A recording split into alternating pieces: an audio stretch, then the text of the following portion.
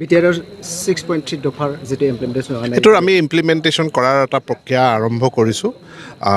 গতিকে অকমান সময় লাগিব কিছু জটিলতাও আছে তা সাৰ্ভে কৰিবলৈ দিয়া হৈছিল সাৰ্ভেটো সম্পূৰ্ণ হৈছে গতিকে চুক্তিৰ স্পিৰিট মতে আমি সেই সমস্যা সমাধান কৰাৰ দিশত আগবাঢ়িম মাননীয় মুখ্যমন্ত্ৰী ডাঙৰীয়াই আমাৰ মন্ত্ৰীসকলক বিভিন্ন সময়ত বিভিন্ন জিলাৰ দায়িত্ব দিয়ে গাৰ্জেন মন্ত্ৰীৰ দায়িত্ব আছে কিন্তু এতিয়া উপৰঞ্চীভাৱে ওদালগুৰি সমষ্টি আৰু মাজবাট সমষ্টি ইয়াতে মাননীয় প্ৰধানমন্ত্ৰীৰ যিখিনি ফ্লেগশ্বিপ আঁচনি আছে মুখ্যমন্ত্ৰী ডাঙৰীয়াৰ যিখিনি ফ্লেগশ্বিপ স্কিম আছে সেই স্কিমসমূহৰ ৰূপায়ণ কেনেধৰণে হৈ আছে সেইটো পোনপটীয়াভাৱে তদাৰক কৰাৰ কাৰণে আমাক দায়িত্ব দিছে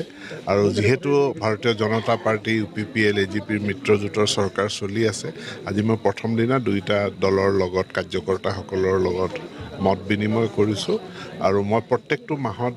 3 দিনৰ কাৰণে ওদালগুৰি আৰু মাজবাট সমষ্টিলৈ আহিম আৰু জনসাধাৰণৰ যিখিনি জ্বলন্ত সমস্যা আছে এইখিনি সম্পৰ্কেও মই নিৰীক্ষণ কৰি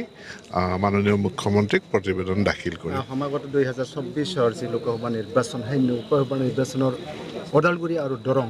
নামাকৰণ যিটো নৱগঠিত যি লোকসভা সমষ্টি তাত প্ৰাৰ্থিত্ব কাক দিব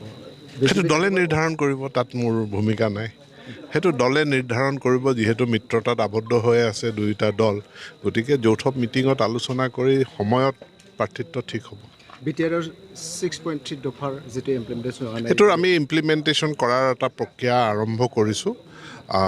গতিকে অকমান সময় লাগিব কিছু জটিলতাও আছে তা সাৰ্ভে কৰিবলৈ দিয়া হৈছিল সাৰ্ভেটো সম্পূৰ্ণ হৈছে গতিকে চুক্তিৰ স্পিৰিট মতে আমি সেই সমস্যা সমাধান কৰাৰ দিশত আগবাঢ়িম